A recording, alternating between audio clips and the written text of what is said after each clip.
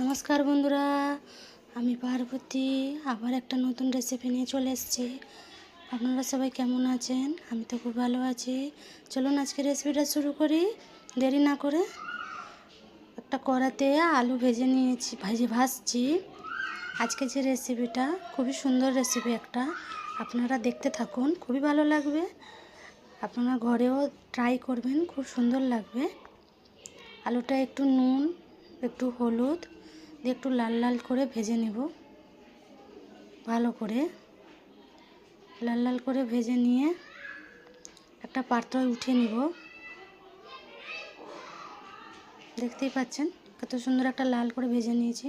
এখন ওই কড়াতে তেল দিয়ে দিব, এই 4-5 চামচ মতো তেল দিলাম। এবারে গোটা গরম মশলা ওই তেলের মধ্যে দিব।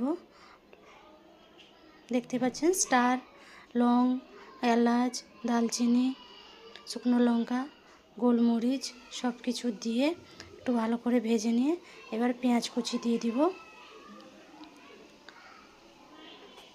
পেঁয়াজ কুচিগুলো একটু ভালো করে ভেজে নিব।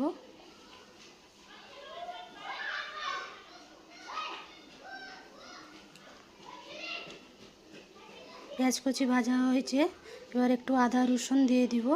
আদা রসুন লঙ্কা পেস্ট দিয়ে দিব, ভালো করে একটু ভেজে নিব, তাই আদা রসুনের গন্ধটা চলে যায়।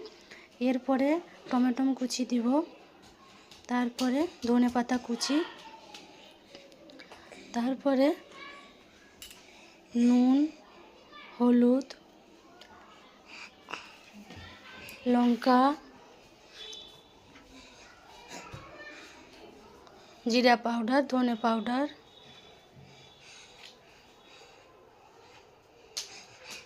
গরম মশলা পাউডার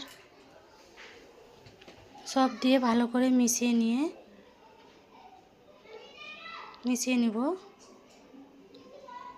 এরপরে একটু জল দিয়ে দিব। মশলাটা একটু ভালো করে বানিয়ে নিয়ে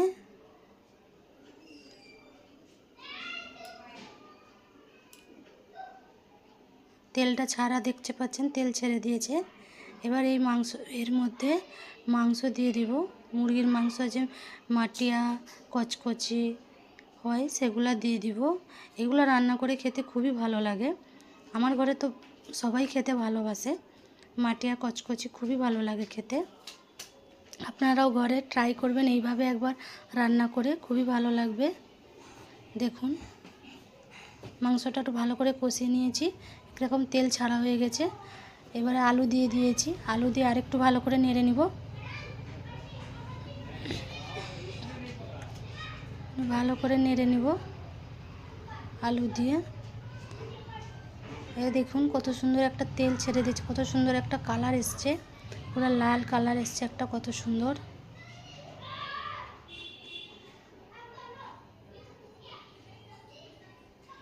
দেখতেই পাচ্ছেন প্রায় আমার অলমোস্ট রান্নাটা কমপ্লিট হয়ে গেছে।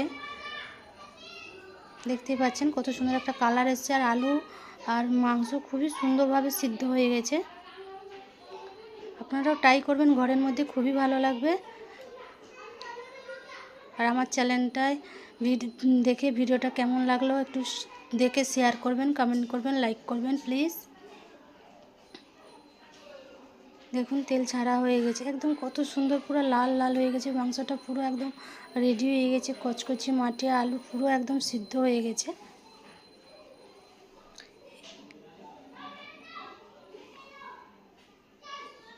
পরে একটু জল দিয়ে দিব, একটু গ্রেভি গ্রেভি রাখবো।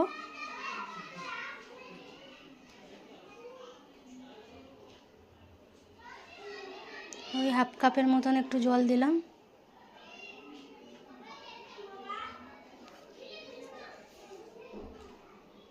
দেখতে পাচ্ছেন কত সুন্দরভাবে আমার এই রেসিপিটা রেডি হয়ে গেছে। এইবার একটা পাত্র নিয়ে এর উপরে ধনেপাতা দিয়ে দিব, ছড়িয়ে দিব। আর তারপরে আর কি, গরম ভাত নিয়ে আসো আর মাংস বেড়ে নাও, আর গরম গরম ভাতের সঙ্গে আর ধোঁয়া ওঠা মাংসর সাথে খেয়ে মজা করো। তো আমার এই ভিডিওটা কেমন লাগলো সবাই একটু জানাবেন প্লিজ, লাইক কমেন্ট শেয়ার করবেন। সবাই ভালো থাকবেন, সুস্থ থাকবেন। আবার একটা দেখা হবে পরের ভিডিওতে। বাই।